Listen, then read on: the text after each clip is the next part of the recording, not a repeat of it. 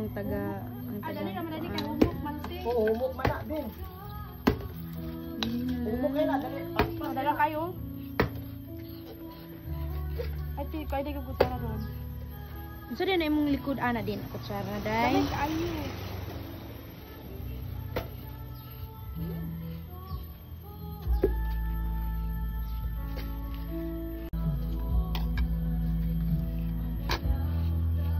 Ugat ng aming lahi. Luto tag lumpia ron ben niya, ibalot lang nato daan. Pwede. Pero ugma na lutoon. Ito na to freezer. Pwede kay pangsagol na. Corn beef raman na. Complete na kadala. Ano na kay mga gulay. Oh, na. Habang inaasikaso ng mga manggagawa ng pera kung para sa templo ng Diyos, Daghan kayo may di ba? natagpuan si Hilkias, isang kasulatan nagdalang Tama. ng kautusan na ibinigay sa pamamagitan ni Moises. Lumapit siya kay Safan, ang tagasulat ng hari, at sinabi, natagpuan ko ang aklat ng kautusan dito sa templo ng Panginoon. At ibinigay niya ang kasulatan kay Safan. Ang pagkakatuklas sa banal na aklat na ito ay isang malaking pagbabago sa takbo ng kasaysayan.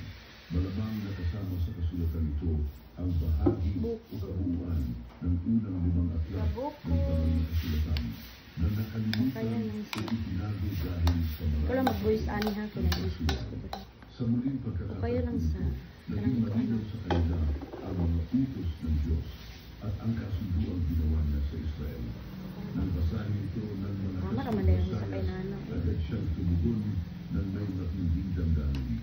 Sa ikalawang kronika, 34,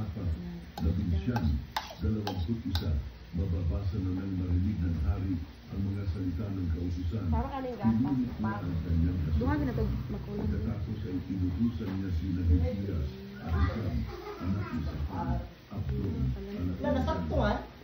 Yes, isa raman di ay. si Asaias, na isa sa Pero napanay kabutangan dire. sinabi niya, Bahaya mo ka to. Ade lalo. O dire. Kaya ta magspaghetti. Wala nang litik Wala pa. na tayo extra Wala dahil. nang extra di ay bin. Balik dire o. Yung kalero di kalit nang. Opo naman ito.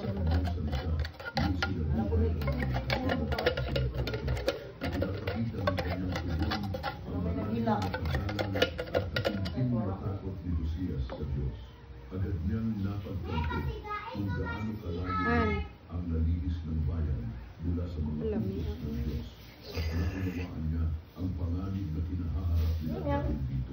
Ang nakamamangha ay hindi lamang ang sarili Han. niya Ay, suga daw. ang nalala ni Rosales. Wait lang. Inisip niya ang kapakanan ng lahat ng nakakasukan niya. Tumulong ang Diyos sa pamamagitan ng pagkakang gawain ko.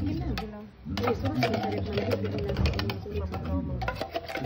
Disney cream mo mga pa.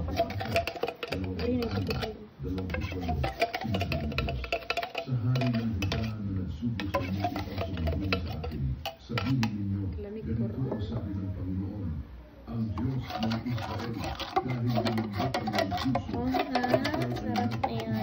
narinig mo ang aking sinabi na ang pangalaman ko at sa mga tao. At dahil Vlog mo ning ganyan.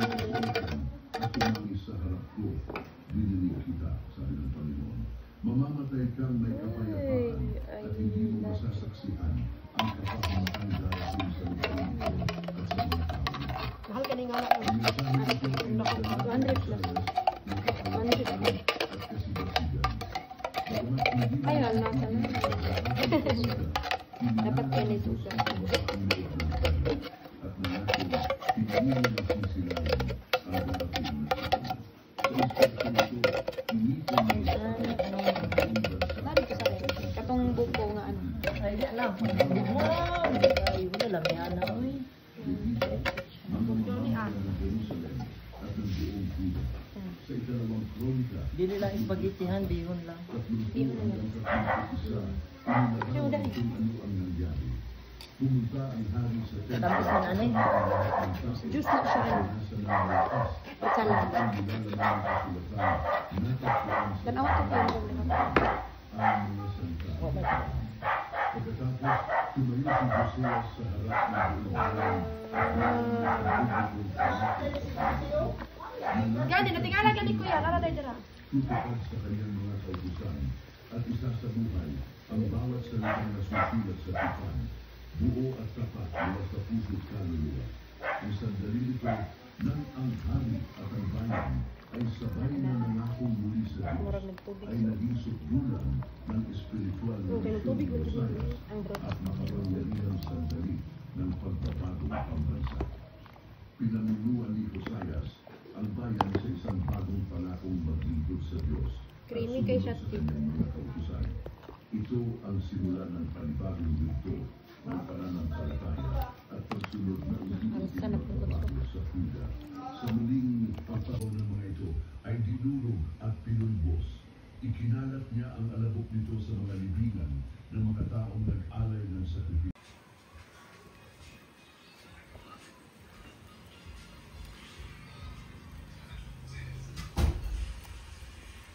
Ang din sa freezer, kaya basig mo lahi. Tapos kayo. Ano kay padugay sa freezer, te? O din, ibaba dahil. Ibaba lang.